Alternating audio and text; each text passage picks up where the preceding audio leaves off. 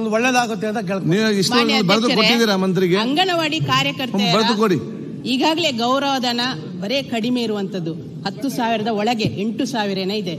ಅವರಿಗೆ ಹೆಚ್ಚು ವರ್ಕ್ ಗಳನ್ನು ಕೊಡ್ತಿದ್ದೇವೆ ನಾವು ಎಲ್ಲಾ ಡಿಪಾರ್ಟ್ಮೆಂಟ್. ಅಲ್ಲ ಮೇಡಮ್, ಅದು ಕೂಡ ಅದನ್ನು ಸ್ವಲ್ಪ ಕಡಿಮೆ ಮಾಡಬೇಕು, ಅವರಿಗೆ ಸಂಬಳ ಜಾಸ್ತಿ ಮಾಡಬೇಕು. ಮತ್ತೆ ಫುಡ್ ಈ ಹಿಂದೆ ಅವರಿಗೆ ಪ್ರಶ್ನೆ ಬೇರೆ ಅಲ್ವಾ? ಅಲ್ಲ, ಅದು ಅವ್ರು ಸಿಗಲ್ಲ ಮೇಡಮ್, ಮತ್ತೆ ಸಿಗುದಿಲ್ಲ. ಬೇಡ ಬೇಡ, ನಮ್ಮ ಆಫೀಸಿಗೆ ಬರ್ಲಿ ಪುರ್ಸೋತಿಲ್ಲ. ನಿಮಗೆ ಗೊತ್ತು, ನಾವು ಮಂಗಳೂರಿಂದ ಬರ್ಬೇಕು ಎಷ್ಟು ಕಷ್ಟ ಉಂಟು.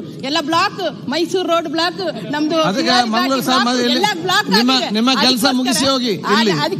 ಮೇಡಮ್ ಅಲ್ಲಿ ರಿಕ್ವೆಸ್ಟ್ ಮಾಡೋದು, ನೀವು ಯಾರಿಗೂ ಅವಕಾಶ ಕೊಟ್ಟು ನಮ್ಮ ಮಹಿಳೆಯರಲ್ಲಿ ಮಾತಾಡ್ಲಿಕ್ಕೆ ಒಂದು ಅವಕಾಶ ಕೊಟ್ಟಿದ್ದೀರಿ, ಧನ್ಯವಾದ. ಗ್ರಾಮೀಣ ಪ್ರದೇಶದ ಅಂಗನವಾಡಿಗೆ ಅನುದಾನವನ್ನು ಬಿಡುಗಡೆ ಮಾಡಿ, ಹೊಸ ಅಂಗನವಾಡಿಗಳಿಗೆ ಆದಷ್ಟು ನಮ್ಮ ವಿಧಾನಸಭಾ ಕ್ಷೇತ್ರ ಕಾಲೇಜಿಂದ ಅನುದಾನ ಕೊಡಬೇಕಂತ ವಿನಂತಿ ಮಾಡ್ತಿದ್ದೀನಿ.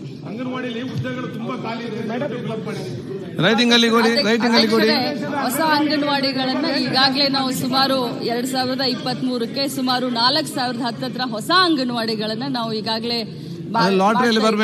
ಮಾಡ್ತಾ ಇದ್ದೀವಿ. ಅದರಲ್ಲೂ ಬಸವನಗುಡಿಗೆ 5 ಅಂಗನವಾಡಿಗಳು ಬಂದಿದೆ. ಇಡೀ ಬೆಂಗಳೂರಿಗೆ 209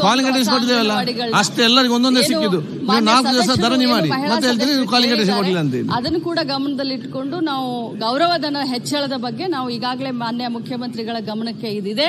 2017ರಲ್ಲಿ ನಮ್ಮ ಮುಖ್ಯಮಂತ್ರಿಗಳಾದಂತ ಸಿದ್ದರಾಮಯ್ಯನವರನ್ನೇ ಈ ಒಂದು ಅಂಗನವಾಡಿಯ ಕಾರ್ಯಕರ್ತರು ಮತ್ತು ಸಹಾಯಕಿಯರ ಗೌರವಧನವನ್ನ ಅವಾಗ ಮುಖ್ಯಮಂತ್ರಿ ಇದ್ದಾಗ ಏರಿಸಿದ್ದು, ಇನ್ನೂವರೆಗೂ ಯಾರು ಏರಿಸಲಿಲ್ಲ. ಈಗಲೂ ಕೂಡ ನಮ್ಮ ಎದುರುಗಡೆ, ನಮ್ಮ ಸರ್ಕಾರದ ಎದುರುಗಡೆ ಈಗಲೂ ಕೂಡ ಮಾನ್ಯ ಮುಖ್ಯಮಂತ್ರಿಗಳು ಮಾಡ್ತಾರೆ ಅಂತ ಅವರು ಈಗಾಗಲೇ ಭರವಸೆಯನ್ನು ಕೊಟ್ಟಿದ್ದಾರೆ. ದಯವಿಟ್ಟು ಫಿಲ್ ಮಾಡಿ, ಯಾಕೆಂದ್ರೆ ತುಂಬಾ ಡಿಪಾರ್ಟ್ಮೆಂಟ್ ಅಂಗನವಾಡಿ ಕಾರ್ಯಕರ್ತರು ಗ್ರಾಮೀಣಾಭಿವೃದ್ಧಿ ಮತ್ತು ಪಂಚಾಯತ್ ರಾಜ್ ಸಚಿವರು ಕೇಳಲಿಕ್ಕೆ ಬಯಸ್ತಾ ಇದ್ದೀನಿ ಸಭಾಧ್ಯಕ್ಷ.